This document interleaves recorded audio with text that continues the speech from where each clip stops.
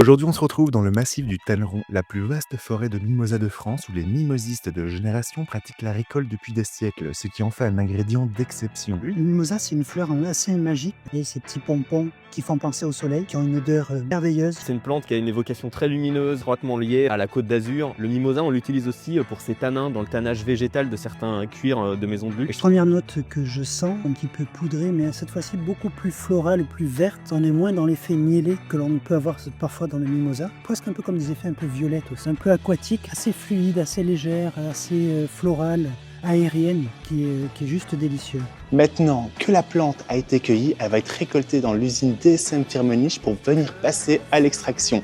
Donc c'est parti, venez avec moi, je vous emmène. Ce que je trouve très intéressant, cette dualité entre végétal et ce côté très poudré, sensuel, soyeux. Le mimosa frais est étalé dans l'usine de DSM Firmenich et est prêt pour être déposé dans l'extracteur afin d'obtenir la concrète qui servira d'ingrédient dans le parfum.